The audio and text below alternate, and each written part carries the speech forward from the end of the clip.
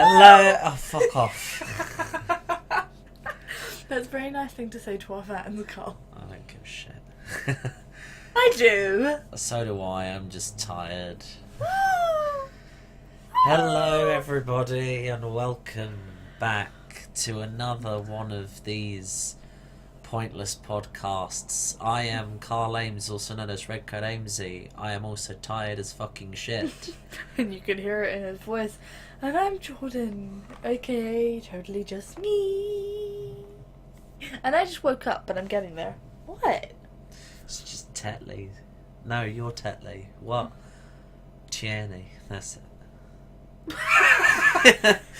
Pop-ups on my back, and he's obsessed with that. Well, of course, as Per said in the last podcast, this one is pretty much solely based on Oscars. And I didn't bother to write the entire fucking list of what we did say and what we didn't say. Although I did listen to the video before the thing, so the yes and no's of what we got right and wrong are written out for us. So we'll go through what we did right, what we predicted right, and what we predicted wrong. I will also talk briefly about my secondary video where I did absolutely everything. You don't watch it. He literally just did exactly the same as what he did here, but had a second number of choices. Yeah, I had more choices. I did all 24 of them, while in this one while in the podcast we only did 16 out of the 24. Lonely. Okay, So, let's just start with the one that pretty much everybody knows, because it's pretty much destroyed the oldest internet meme, and as much as I don't want to admit he won, because that means I have to pay my dad forever, I really am happy for him. Although, I don't believe he deserved this one. For the Revenant, no. No, I don't not for the Revenant, but he deserved it for everything else he's fucking done. Even the bad shit, he deserves it. Including that film he will not allow anyone to see. He's just trying to destroy every single copy of it. Which is one of his very early films. Which he did as a favour to someone, and it's so shit. He hates it. And so does everyone else who is in it. I really want to see that film. I want to see that film. But apparently it's all the copies of it have been destroyed, but there are pictures of it. We need to find this film. Yeah. Okay, we're going on a duck hunt. So that was actor in the leading role. Yep. Leonardo Dicaprio definitely deserved that. So I get the point for that. Whoop whoop. Best picture was Spotlight. Neither one of us guessed that. I haven't seen it. No, neither have I. Nothing more we can say on that. No. So, actress in the leading role. I fucking won this with Brie Larson for The Room. For Room, not The Room. The Room's a completely different and terrible film. But, yeah, she deserved that. That was a good performance. Like, good's putting it mildly. And then you have supporting, or actor in a supporting role, and actress in a supporting role, which also go to Carl. Yep. Which are... Although, I will admit this, in my personal video, I changed my mind in actor in a supporting role to Tom Hardy, because Jordan managed to convince me. But I am so glad that in the podcast I got it right, and that it was Mark Rylance for Bridges of Spies. So I'm taking that as a win. And then supporting role would be Alicia Vikander for Danish Girl, which she was good in that. Okay. She was good. None of us seem to have got this right. I think it's purely because we skipped over it. Oh yeah, we skipped over animated feature. I would have said that anyway. But in my personal one, I did pick Inside Out. So yeah, no, I would have picked Inside Out anyway. We both would have, because it's just nothing this year has really been better than that. Yeah, especially for animated films, feature films.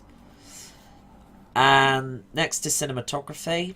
Now, I did the stupid thing again of I said The Revenant in the podcast because it's true. I agree. The Revenant 100%. was beautiful. I don't even remember beautiful. what I said, but Revenant, I knew it. And then what I said in my personal one was Hateful Eight. And the reason why I think I said it was because I confused myself. Because I said in the podcast, I hate the Hateful Eight because it's got pointless shit in it. And I said in my video, it's got pointless shit in it. And I confused myself enough to say Hateful Eight. Wow. But no. Cinematography of The Revenant. Oh, it was gorgeous. And the fact that they had to go to pretty much the southernest parts of the world to actually get some of the snow shots. Yeah. Was dedication enough. But, yeah, no. Very, very, very pretty. Costume design we both fucked up on. We both chose Cinderella. I chose Cinderella twice. Because that's how much we loved the fucking costumes in that. I love Cinderella. But no, Mad Max Fury Road got it, so... Well done, Mad Max. Well done. That's what I can say. Directing The Revenant. This is actually the first one that I got right. I would say this. You did convince me to choose The Revenant in my own personal one. Yep. So, in my personal one, I got the point, but in the podcast, I lost it to Jordan. I'm sorry. I don't know what I want to do in film, but directing, script writing, and editing, I pretty much know. And the editing in that, along with the directing, it just went perfectly. The cinematography was amazing, and you wouldn't have got that without amazing directing. Yeah. So, woo! Yeah. Just like, well done, honestly. Yeah, that was very well directed, and it was deserved that Oscar very much so. Documentary feature film. I did this myself. I chose Winter of Fire because I was like, it's a political one. And in our podcast, you actually said, when I do this on my own, I'm going to pick Amy. I'm sure you said that. I'm sure I did. I did say that I want it to be Amy, but I realised what Winter of Fire was about, and I was like, that's going to win. So I said that. I should have just stuck with Amy because Amy won. Because Amy won. Amy won documentary feature, documentary short. I actually got it right in my own personal one with A Girl in the River, The Prince of Forgiveness, but we skipped over it, so that's a point for me. Do you know what? Putting this out here. Just putting this out here. Yeah. I don't want to get into a ranting phase or anything like that, but someone told me, not mentioning any names, that short title names were much better, whereas the one that actually got the documentary short is A Girl in the River, The Prince of Forgiveness. I know, it's such a fucking long name. Why can't I do my long title name for Royals? Why does it just have to be Royals? Why, what's the long name? School for Academy for something. Oh, okay. But was it's like... that bitch telling you to shorten it down? No, not at all. Moving on! I'm gonna kill her someday. Alright, so after that we've got film editing. And we both messed up on that, and I messed up again with film editing in my personal one. What actually won was Mad Max Fury Road, is that? Yeah, Mad Max Fury Road won, and in fairness, I haven't seen Mad Max. I've never seen any of the Mad Max. Actually, I'm probably going to lose everyone's vote to. I did say in the podcast that Mad Max was very beautifully edited. I did say that, but I chose something else, and I don't know why. I don't know why, I've never really got into that series, and... Well, I had never watched any of the other Mad Maxes before I watched Mad Max Fury Road. I only watched the past ones after I watched Fury Road, because I was like, I wonder what Mel Gibson ruined with his angry acting. But he was actually really good in that. Ah, no.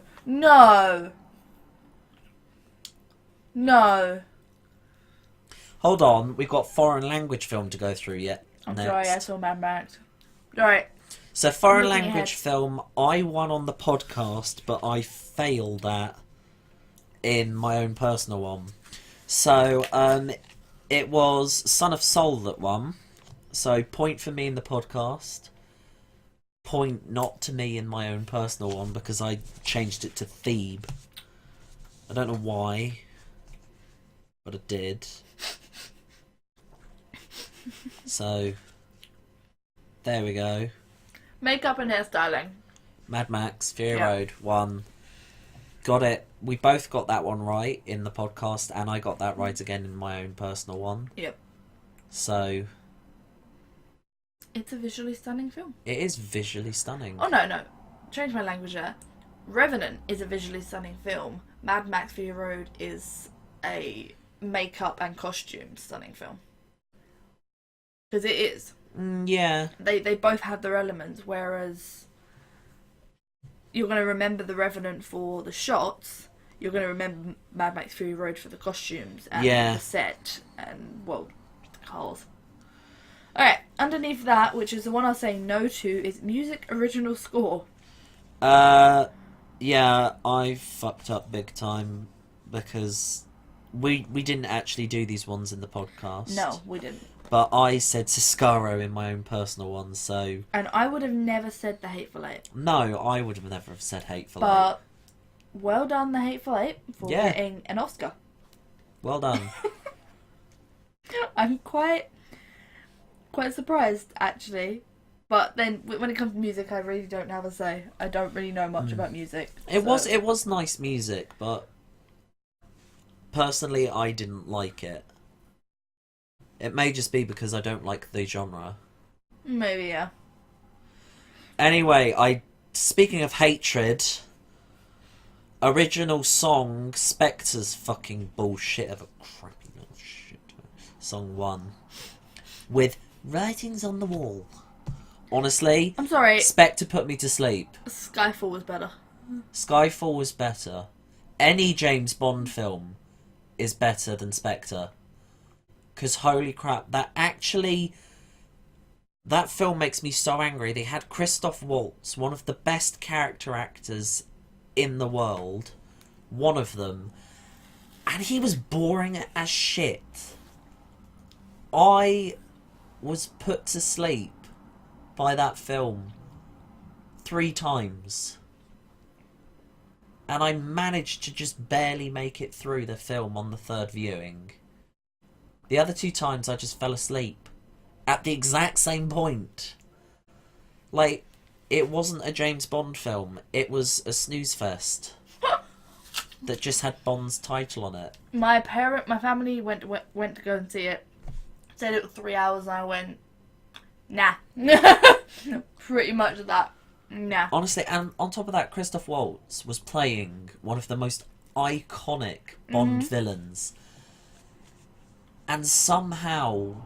ruined it. The script writers and whoever the fuck was behind making this film decided to just make Bond and his most iconic villain the most boring people on the planet. How do you do that? I know. Very simple answer.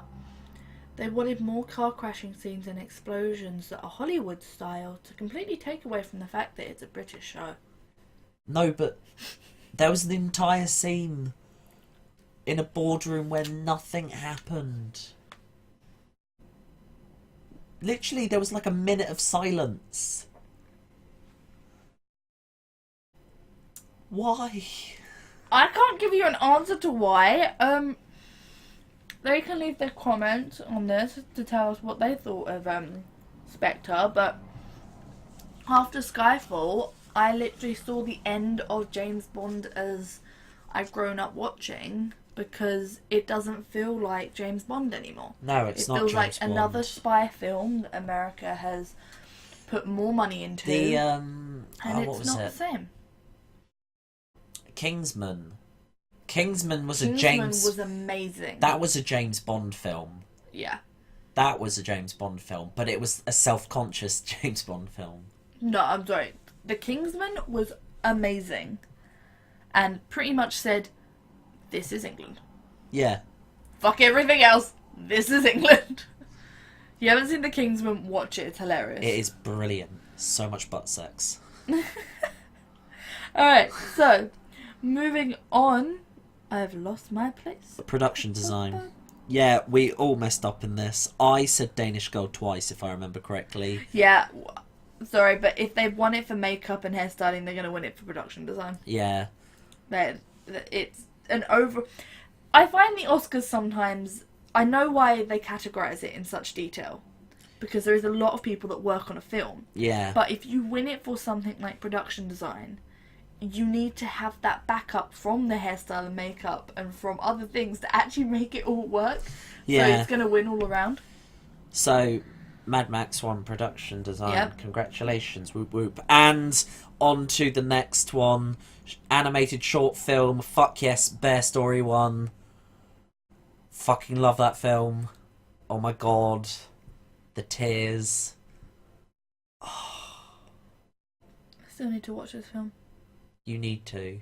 Yeah. You can't get it online though. Oh. Gotta wait a while. That's sad. Oh my god. That's really sad. Mm. So then we're moving on from animated to a live action short with a Shutter. Yeah, I actually said in my own personal one, it's between Stutter. Oh, I read it wrong. Update. And Day One, and I chose Day One. And I now regret that I didn't just stick with Stutter. This is what happens when you do a video twice. Yeah, but I got it wrong. I didn't even say Stutter in this one, because we didn't... We completely skipped the short live action. Sound editing and sound mixing. We both said Star Wars. We both said Star Wars, and I think that's because you said it, and I'm like, I went with it. Yeah, and I said Star Wars twice on my own personal ones, so it was Mad Max Fury Road that won both of them. Which, you know what? I'm okay with. Yeah, I am. Because that was good. It was very well edited in the music department, and the mixing was interesting. Yep. Visual effects. Now, I look at this and I'm like, really? Because it's not been mentioned before in anything. But I actually agree. Yeah, I Ex Machina, which won visual effects. We both got it wrong in this. I got it wrong in my personal one. But it is really well just made for visual effects, because the entire film is about, would you have sex with a robot? That is honestly, if I was to put that film in short words, it's, would you have sex with a robot? Oh, we found the log line. Yeah, that's the log line. And it was beautiful to watch. Like, the visual effects were beautiful. It was good, yeah. They weren't just explosions and Star Wars. Like we wanted it to be. Or Mad Max, as I said in my personal one. So... well done. Ex Machina. Yeah. So then on to the last two and the first two that are actually said in the Oscars. The writing portion. The adapted screenplay was won by The Big Short. Now, we both got this wrong, and I got it wrong in my personal one, but... personally, I still wanted it to be Room. Mm-hmm. Because that film was more interesting and more well-made, personally, in my opinion, than The Big Short. But... I don't know. I don't really have an opinion on that. And then the last one, the original screenplay that went to Spotlight. Well, it won the main Oscar of Best Picture. So it kind of makes sense that it won Best Original Screenplay. Yeah, that's what I mean. Some of the Oscars, if you win one, you can kind of be assured that you will win the other. But I really wanted it to be Straight Out of Compton. Straight Outta Compton was good. It was. But then, looking at this now, and looking at who actually won Oscars, I'm really annoyed that the Oscars this year became a little bit of a shamble. Yeah. Because no one there has been given an Oscar and not actually deserved it. And if the Oscar people had said, okay, we're gonna not vote for who we think should get Oscars and make it more diverse,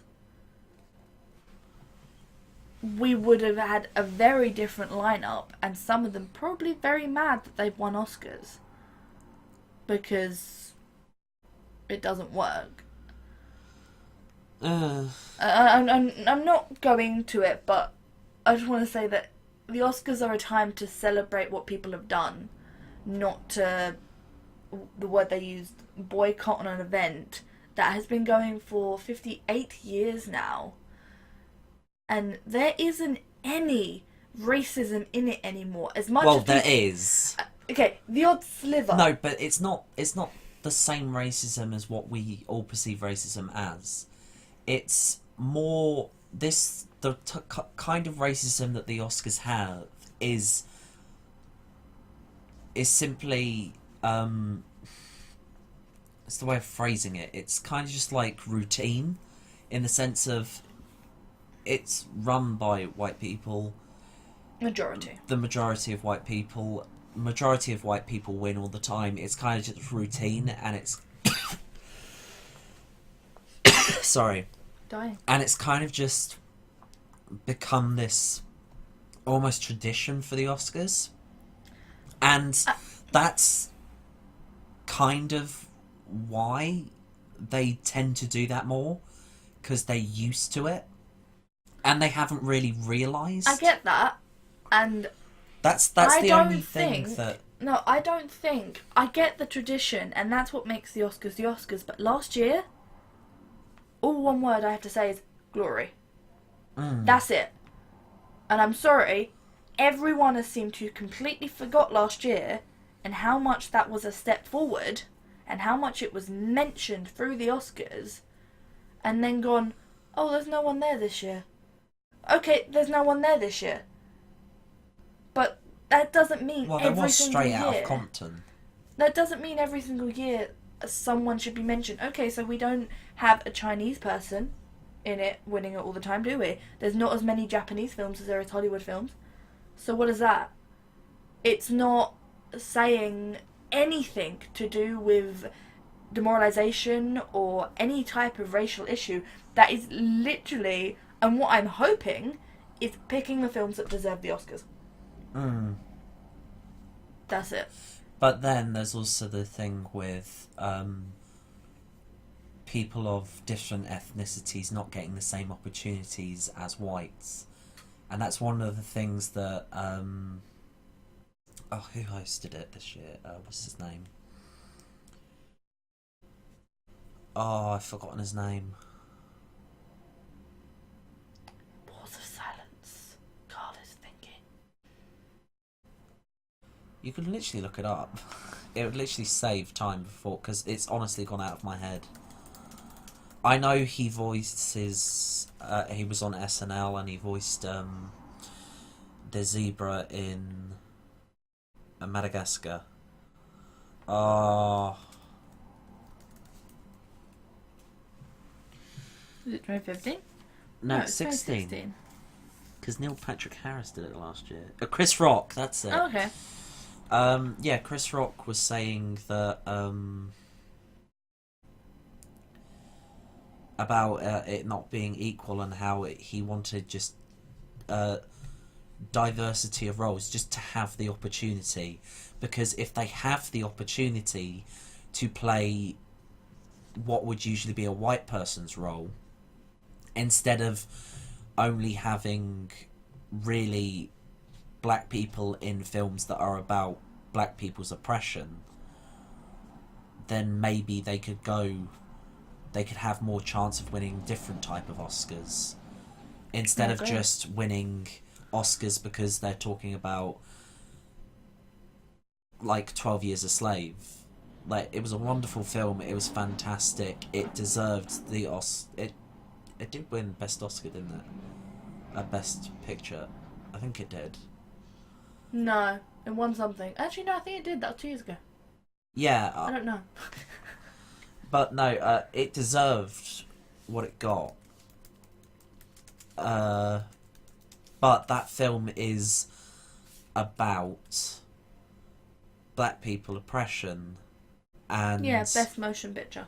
Yeah, and it really does seem that the Oscar only gives people of other ethnicities, especially black people, the Oscars if it's a story about oppression of their people. That's tradition. You could say that is the same as tradition. The Oscars have always been the idea of tradition. Like, not every film can be classed as an Oscar film.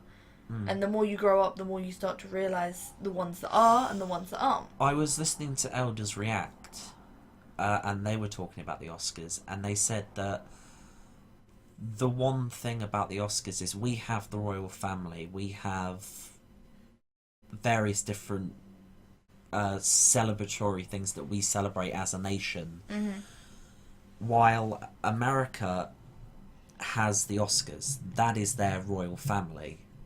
Yeah. And I think that's why a lot of people get very riled up about it. It's like, we can't do jack hell about our royal family, they're all white. And that's because of heritage and bloodlines and just the whole kind of thing of... And you wouldn't expect a prince to marry a black princess purely to show that there is a racial diversity in England. That would be wrong by so many standards. But when you put it in a film, you'd be completely happy changing the colour of a character, even though maybe it doesn't say it in the book that you're brewing it off of, or it doesn't present it in a way in the script would say that, purely to show a mix of ethnicity. What I say is exactly what you were saying earlier. But the other thing is that the one thing that a lot of Hollywood films do is we see it wrong that you would change a character to be of another ethnicity just to make it diverse if the book says that everyone's white. Yeah, that. But the problem is that Hollywood takes characters that are not white and changes them to be whites. Prime example would be Avatar. I agree. Not the blue monkey film, the animated TV show that was changed, because the entire cast of that was either Asian or of Indian ethnic descent. But the main 3 characters were changed to young white people, while everyone else was either Japanese, I think that is Chinese. Where the problem is. Yeah. I don't think that's what I'm saying. I don't think the problem we have is not representing them. I think the problem we have is if it says that, especially if it says in a book they're all white characters, they should all be white characters in a film. If it says, especially Avatar, it was... Sorry, don't like the director, so I'm just going to be nice. M. Night Shyamalan can go fuck off. But he ruined it. He did. Honestly, he crammed 24 episodes, if I'm getting it correctly. No, it might be 13. Yeah, no. Season 1 was about 20. Yeah, it's about 20 episodes into an hour and a half. That, and each episode's about half an hour long, 20 minutes long. So that is... what? He crammed... About 12 hours? He crammed a gorgeous show. It's about the one thing that Hollywood needs to get into their fucking heads. And it's the reason why Hollywood can't make video games into films. I agree. It's the reason why they can't make TV shows into films. It's because they cram what is already an established more than 3-hour long series into a 3-hour epic or a hour and a half film. Yeah, and Harry Potter had 8 films to share that story. Yeah. And although everyone's like, oh my god, that's a lot of films, it was done right. Well, in aspects. it was mostly done right. There was problems, but everything has problems. Yeah, because the thing is also it's just like with like Assassin's Creed films coming out this year. Oh no. Every single person who heard that happened went, "That's interesting. I want to see if they do it right." But taking a video games are known for being 6 hours long on average. Mm-hmm. You cannot take an established story, which luckily the Assassin's Creed film is not doing. It's having its own story. Yep. But if they were to have taken the first Assassin's Creed and turned that into a film, and they said, we're doing the entire game in one film, automatically everyone who knows the video game will and who's somewhat intelligent about how films work will know that they will fail and it will be a terrible film. Another example of that would be Warcraft. Yeah, Warcraft. They spent 5 years changing the story they were going to do, because obviously when it comes to Warcraft, the Warcraft story kind of entwines with many of the other stories that Blizzard have ever created. Yeah. But they never wanted to go for, let's take a World of Warcraft story that we've brought out in an expansion pack and present it in the film. They wanted a different story. And from the trailer, it's completely different. But also, it's the fact, the one thing that I think why Blizzard asked them to do that is because, prime example is, I'm going back to BioWare, is with Dragon Age. If you play Dragon Age Origins, you are brought into a world that is slowly being developed. Rich. It's rich and it's beautiful, and everybody loves Dragon Age Origins. It's old, but it's lovely. You play Dragon Age 2, and it's almost like they've wiped Dragon Age Origins clean. It's terribly made and it's rushed, but that's all EA's fault. But when you play that game, so much has changed and does not make sense when you go back and play Dragon Age Origins. You have a phone call. Sorry about that. So Dragon Age 2 completely destroys... Well, it doesn't completely destroys, but it just destroys the basics of Dragon Age Origins, especially the elven races. Like, the Dalish are American in Dragon Age Origins, but they're now Welsh in Dragon Age 2. And then Dragon Age Inquisition, which is the third one, destroys Dragon Age Origins even further, almost as if they're completely wiping out the original game, but still keeping the core story of it. And the reason why that I believe that EA and BioWare are doing this is because they didn't know what they had at the beginning. They just made a story, and they did it kind of because they wanted to. And then when it became popular, they could do what they actually wanted. And so they're slowly but surely changing everything they originally made that they didn't like into something they want to like. And Blizzard with Warcraft, with Warcraft, there's so much lore and there's so many things that they've changed over the years that they've been building these games, that now they have so much lore that contradicts itself. And so for this film, they've said, okay, here's all of the lore. Change it so that the lore makes sense. There is no... Your statement kind of being wrong there. Well, no, but there's... The World of Warcraft, whenever they have changed something, have always said because of time, and this is how it has changed. Blizzard has always been good for never leaving massive loopholes. Well, no, there's no massive loopholes in the Dragon Age lore. It's just that you can physically and audibly, if that's the word, hear and see it, but nothing's been destroyed. But there are changes, dramatic changes, that are annoying for people who love lore. Yeah. And it's just that kind of thing where if you have the chance to go back and change things to make things make more sense according to the new lore and the old lore being merged together in this new medium, then that's a good way to do it. It's the exact same thing with, like, I've been writing a Star Wars screenplay because I really want to turn Star Wars Knights of the Old Republic into a film, or if need be a TV series. And I have gone back and I have completely changed some of the lore to make sense according to the films that have been made, and to also make sense of some of the later games BioWare made according to that universe.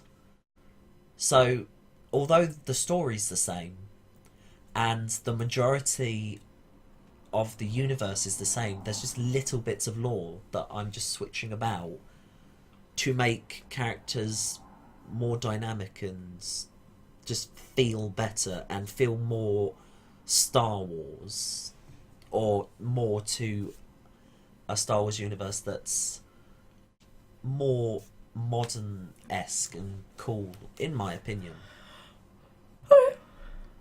Sorry, not yawning at your statement, just You're tired as well. We're both tired. But you can understand that it's also the kind of thing, it's like, I want to also do Halo as a film series. But I know for a fact that there's some stuff in it that I just don't like in the lore. And it would be very interesting to create an alternate universe. Lore is a pain. Like, if you're going to take an established medium and move it to another medium, such as video games into film, instead of literally just creating a film of the video game, it would be slightly better for them to say, okay, every film that we make that is a Halo film, let's say that, it is an alternate universe to the games. So, although we're following the same storyline, we're changing some of the lore. We're changing some of this. Or you don't do... Halo's harder. Yeah. Because it is, you play the main character. Whereas, take Warcraft, they're taking a story of the Alliance and the Horde that happened backwards, that actually explains something within the games that you play. So you take a story that you're not technically playing. Yeah. Because then there is no, oh, but that didn't happen when I was running through the forest, or, oh, that didn't happen when I killed that guy. Why is that guy alive? Why did they kill? Because it gets confusing, and it doesn't make sense. But moving on from all this craziness onto the upcoming films that we've selected that we want to see in 2016. This is in order of their release according to the UK release calendar. But don't take these dates because dates change all the time. Yeah. And... well, Hail Caesar's literally tomorrow. Well, yeah. Yeah. So Hail Caesar being the first one. That looks fun. It's a comedy, and it's a ridiculous comedy. It's not going to be like, haha, this is hilarious all the time, at least from a British perspective of comedy. But it seems like a fun ride. It's got loads of stars in it. It's got a wacky storyline. It seems to be based on a true story. It does seem to be. If it's not, then it's quite interesting. Hail Caesar is about... yeah, I was actually kind of woo about that one. Sorry, she's looking up another the film. next one. And the film is essentially about a movie studio is making the film Hail Caesar, and Hail Caesar is played by George Clooney, and George Clooney gets kidnapped, and then the entire studio loses a huge star, and they have to go find him. So they get other stars to help them find George Clooney, and it seems like it's going to be a fun little crazy ride. The next one on the list is 10 Cloverfield Lane. I didn't actually hear about this until now. That I actually was survived because I saw the word Cloverfield and I was like, is this a sequel? And then I went onto different forums and I went onto IMDb and I looked around, and it's not a sequel and it's not a prequel. It's essentially the same film happening in a different location with a different monster. So oh wait, Cloverfield. Really? Is that... Yeah, it's literally Cloverfield in a different location with a different monster. That's what many people have said, and that's what it seems to be being marketed as. Then that looks pretty good, because I did like Cloverfield. Yeah, I'm very interested in that. If it is like Cloverfield, but it is different because it's all set in a bunker. Yeah. But if it does what Cloverfield did, which was very interesting. Maybe it's that they didn't kill him. Never know. Maybe. Well, moving on from that is the film that I'm dreading the most, I think, this year. I think it is either going to be an okay film or it's going to be utter horseshit. Tiddly tit. Well, it's not going to be that bad because... Have you guessed it, guys? Have you guessed it? It's not going to be that bad because it's a superhero film. Batman vs Superman. Dawn of Justin. Because Dawn of Justin is a better name than Dawn of Justice. Because holy hell. I just can't. I think my major bug with this film is the people that are playing the characters. And that shouldn't really matter. But when you grow up with having a certain person's face as Superman or Batman, and then it just completely changes in a film, and there's no build up to this character. Yeah, that's the one that hit me. It's kind of just like Superman had a build up. He had one solo film to establish this new character. But Batman hasn't, and I can't... And also the fact that, according to this Batman's been around for a long while. And that's a real kicker, because it's like, okay, so I've now got to learn about this Batman. Yeah, and that's the thing. I think he should have had his own introduction film before chucking two characters we don't know about. The thing is, like, you don't need an origin story. No, we know the origin story of Batman. It's more, we need to know how this character plays Batman. Yeah. Because he's going to be a completely different actor to the ones we already understand. And I'm going to be sat there going, I don't know which side to pick. I'm going to pick the side that I know the most because I don't really like this new actor. Yeah. It's either going to be an okay film or it's going to be a meh film. Because from the way it's being marketed, it's not being marketed very well, and it doesn't seem like it's going to be as good as we may have hoped it would have been. I originally heard it, I was like, yay! Yeah. And then I was like, but... Because the marketing makes and breaks a film before you watch it. Regardless of if the film is good or not, if your marketing is not well thought out and well structured to fit the people you're trying to get into the theatres, then if you haven't done it well, you've pretty much just ruined everything. And a good example of that would be the next one, which doesn't actually come up when you Google it. Putting that out there. Because there's been so many remakes of this film that I'd understand why people are getting a little bit bored with it. But Disney's bringing out the new Jungle Book, live action Jungle Book. God, Scarlett Johansson is in so many films this year. Yeah. When will she stop? She won't stop. She won't stop. No. But I think what excites me the most about this film is we all know the Jungle Book story. If you don't, then it's new for the people that don't. If you don't, then go watch the old cartoon. But I like the amount of names in it. Yeah. Because I think for a film like this, they're not putting tons of actors that we don't know the voices of. They're giving us voices we know, we can associate with, we can be comfortable with. But, in a film that we love! Yeah, but the other thing is, like, when I first watched the trailer and I heard Scarlett Johansson speaking as the Snake, I didn't realise until like a minute into the trailer that it was her. And as soon as I realised it was her, I no longer saw the Snake. Yeah, and that kind of ruined it for me. And it's kind of like, I hope it's good, and I hope I will have fun watching it. But if I spend the whole time imagining them in a recording booth instead of getting lost in these characters, then this film will be ruined for me. It is a difference, but I don't know, it can go both ways. And that Jungle Book comes out, sadly, in March. Yeah. No, I lie. No. 4th is April. Yeah, 4th is April. I lie. April it comes out.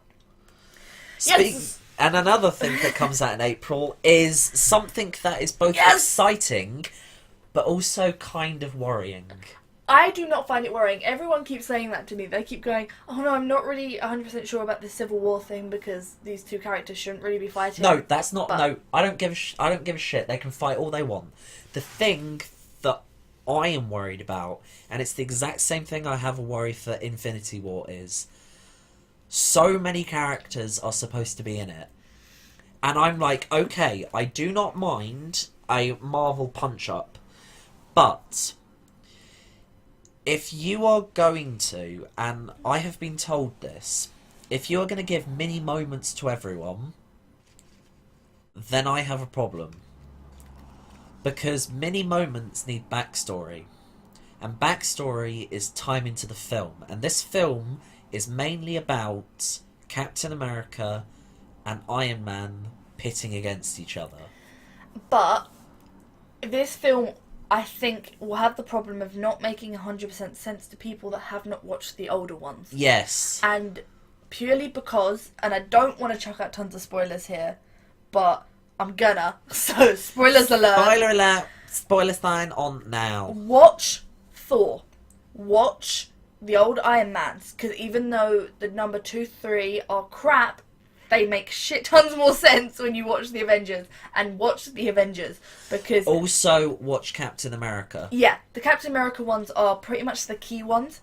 However, you do get a lot of backwards information within the Thor films and within Age of Ultron. And you don't realise it, but you do. Also, the secret cutscenes at the end of a Marvel film always give you information that you sit there going, what? But I think the real reason, and if I get this completely wrong, I will say it after the film comes out, I think the real reason that Tony Stark gets pissed off at Iron Man is not because of his friend.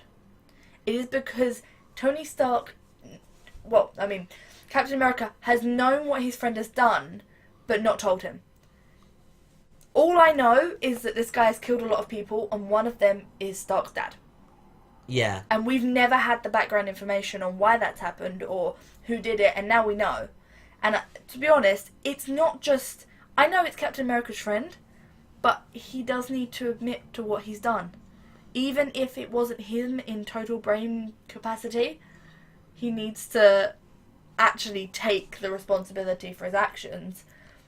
So, I don't know. All I know is that the whole point in this film is to divide the Avengers so that they can have a couple of other films chucked in there before the Infinity Wars. Yeah. And I can't wait, because I want to see whose side people take. I don't care who... Well, the thing is, at the end of it, I don't think it'll be a huge divide. There will be a divide at the end, but there won't be such a catastrophic divide simply because of Infinity War. No. the Infinity Wars, I think, is meant to bring the characters back together. Yeah. And I do you know what? I don't really give a crap about Civil War. I don't really give a crap about any of the Marvel films that come out. Guardians of the Galaxy 2, because I want to see Rocket meet Star-Lord. That is it. That is all I'm waiting for. That is it. I don't care. Right. That needs to be the best moment in Marvel history. Because they can understand each other, and all I want to see is Rocket pulling apart Stark's work. Yeah. In the comedy of, oh no, this is crap. Why aren't you using this? What do you do with this? And Stark just losing his shit. Yeah. That's it. That's all I want to see. I don't care anymore. Just give me that scene, and I'll be happy.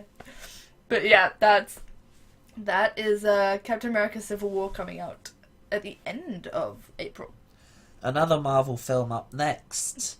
I don't class it as a Marvel film. I know it's a Marvel film, but I do not class it in the same Marvel universe. Well, it's not in the same Marvel universe. It's in an alternate Marvel universe. This is, of course, we are talking about X-Men Apocalypse, which is, because of copyright problems and blah blah blah, the Disney Marvel universe does not seem to be able to have the X-Men or Deadpool or anyone in that universe, so it is an alternate Marvel universe. In a way, I prefer it now, because if that was to change, Age of Ultron would not make sense, Scarlet Witch would not make sense, and Deadpool would not make sense. Yeah. So, even though Deadpool still has trumps of Marvel in it, as in Deadpool, the carrier they fight on clearly states that it is the Avengers carrier that has crashed. So, fuck you, Marvel, because you're confusing the shit out of us. No, I think it's more of the fact of, in this alternate universe, the Avengers do exist. Yeah. But they're not the Avengers we know from the other films. So maybe that's how, after all this Avengers stuff has gone into the new age, they can bring it into the X-Men universe with a new set of Avengers with different people playing Captain America and all of those. No. It will happen. It will fucking happen. I don't want it to happen. I don't give a shit if you want it to happen. It will happen. You have no choice in the matter. I don't want it to happen. I don't give a shit, and neither do they. They will do it because they want the money. And there's nothing you can say or do that will stop that. In April, May. Wow, I can't end up. In May as well, we've, apart from X-Men: The Apocalypse, we've got Alice Through the Looking Glass. Now, I'm looking forward to it, kind of, but Peter Pan, Alice in Wonderland have been overdone. So much so that when... Well, no, honestly, no. Alice in Wonderland has been done loads and loads and loads of times, but Alice Through the Looking Glass, I can't remember the last film that Through the Looking Glass was done, because they're two completely different books. They are. Maybe because they never survived the first. The thing is like the Disney animated one, they combined the two books, which is why there are characters in the... Stop eating my chocolate. I bought it. No, oh yeah, you did. But no, the Disney animated film, they combine the two things. It's like Tweedledum and Tweedledee. Yeah. Were never in Alice in Wonderland. They are in Alice in the Looking Glass, Through the Looking Glass. And that's why I think a lot of people get confused between the two books. It's because Disney merged it. But there is a clear distinction between the two books. So it'll be interesting how Disney take the second book, which they've already merged with the first book, and make a new film, yeah. And how they make this film. So I'm confused as to how this film will establish itself according to the books, and plus make itself a coherent story, even though they've mixed the stories. It's all very confusing. Plus, they've got time travel in it now, so it's going to be extra confusing, and Alright. In June, woohoo, birthday month, we've got Teenage Mutant Ninja Turtles Out of the Shadows. Michael Bay, I despise you. Warcraft and Independence Day Resurgence. Now, I don't really have an opinion on Mutant Ninja Turtles. Oh my god. Like, honestly, the designs, I don't give a crap about. Honestly, when I heard that it would be coming out, I was like, oh, okay. It's going to be a good film to go see. I was going to... no, I didn't think that. I was like, oh, okay. Well, based on the other films, I'm not expecting this to be good. And then when I saw Michael Bay's name on it, I was like, oh, for fuck's sake. I did not go to see it in cinema. I saw it online ages after it came out. And I watched it, and I walked away feeling exactly the same way as I came to watch it, which was, fuck you, Michael Bay. Yeah. And also, I'm sorry, but I purely think it's a film, the only film with Megan Fox in, because nobody can be asked to work with her.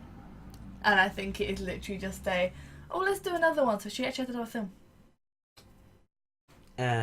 But I would agree she's a gorgeous actor, but just because you have the looks doesn't mean you can boss people around, and the only person I've ever known to be able to do that was Marilyn Monroe. Oh, but Marilyn had... bit her in the arse. Yeah, Marilyn had so many people getting angry at her. It did bite her in the arse, but she still succeeded. Yep. Then we've got Warcraft, which we've already touched upon, so I'm not going to go back into that. And then Independence Day Resurgence. I don't have an opinion on it. Neither do I. It's just a film. Yeah. I liked the first one. I'm not bothered. And I'm not bothered with this one. No. I'll watch it because it's Independence Day and I want to know what the fuck it's about. Independence Day? But... Moving on to July. We've got Ghostbusters. Now... I am interested in this. I'm interested but nervous. I'm nervous, but I'm interested. And interested is all I need to go see a film. Okay. That works for me. Cool. And then we have Star Trek Beyond.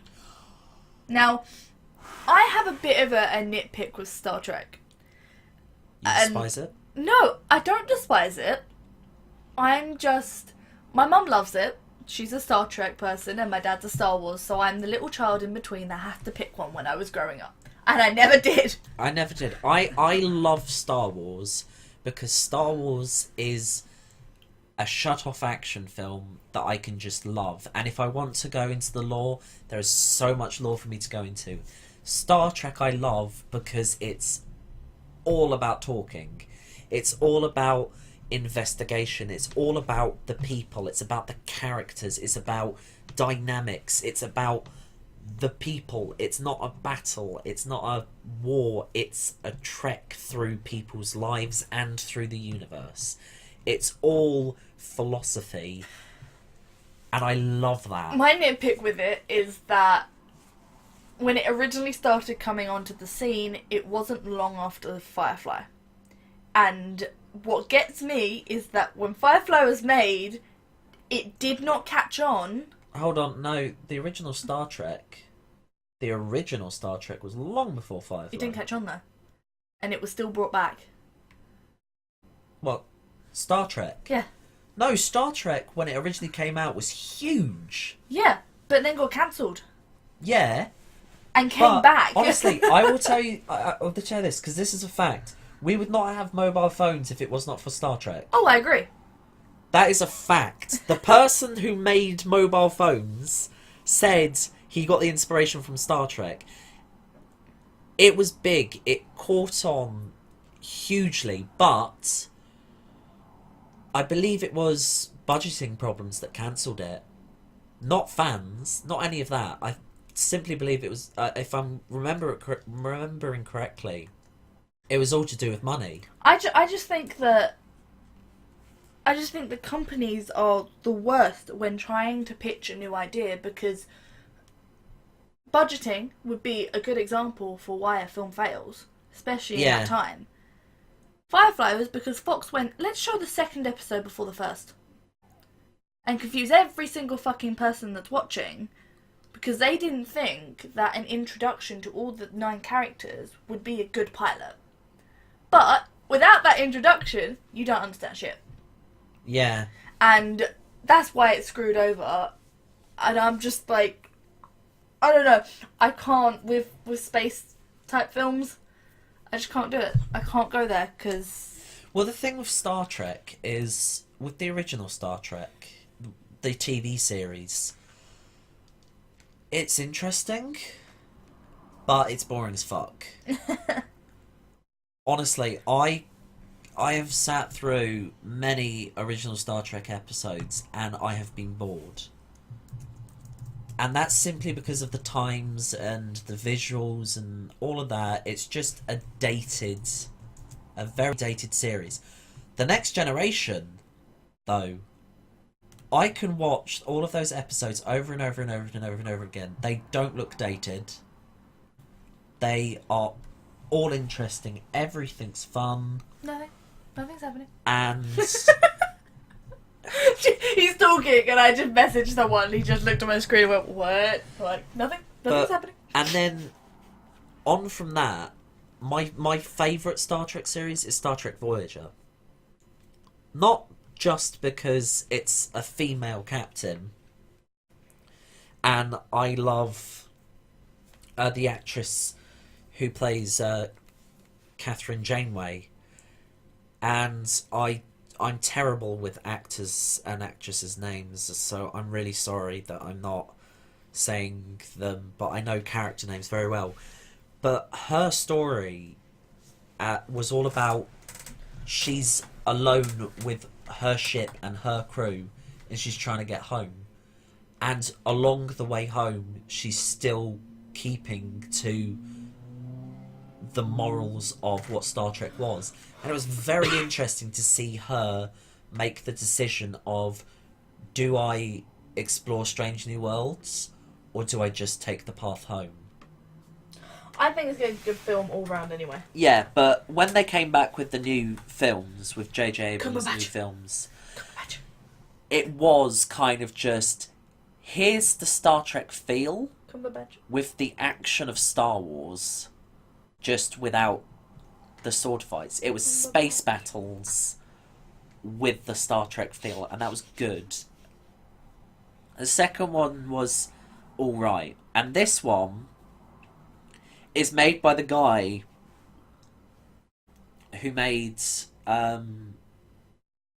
and Furious, one of the Fast and Furiouses. So this is either going to be a clusterfuck of violence with the Star Trek feel, or it's going to be just a clusterfuck of violence. Either one, I don't give a fuck about, because that opening trailer was wonderful. So, another title. July. August? Is it August after July? Yeah. I like how we both have to do the January, February, March, April, May, June, July, August in our heads. Suicide Squad. Woo! That is gonna be such a good film. And I think I've over-talked about it in life. Like, everyone's looking forward to Suicide Squad. The thing is even if it's not a good film, people are still gonna love it. Oh, yeah. Because we wanted these characters for so long. Yeah. We wanted this in a film for so long. It's like, you're giving it to us. Perfect. The one I am surprised about, that comes out in 10th month, which I actually think is October. Yeah. October, November, December, yep. Doctor Strange. Yes. Which apparently the role has been given to Cumberbatch. Yes. And I don't know how this film's going to go. I have to expect it's going to be Marvel. So I take all the traits that I get from Marvel. But I'm just a little bit like, is he going to be foreshadowed by the Infinity Wars because he's meant to be a bad guy? He's not really going to get the time he needs to be that character. Or are they going to completely do a different type of story with him? Mm. And I really want to know what's going to happen, but I have to wait till October to find out. I don't know enough about Doctor Strange to ever put an opinion forwards. No. And no bits. Not much. But bits. And then in December time, like it did last December, we've got Rogue One coming out. A Star Wars story. Yep. Which is going to be very interesting in the fact that it's going to be super dark, apparently.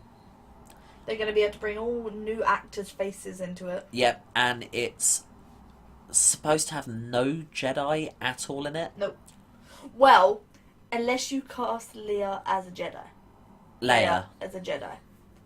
But no physical... But no, Leia wouldn't be in it because it's the before episode 4. She might be in it at the end. Because it leads up to her getting the files for... Oh, the amount of CGI they're going to have to do.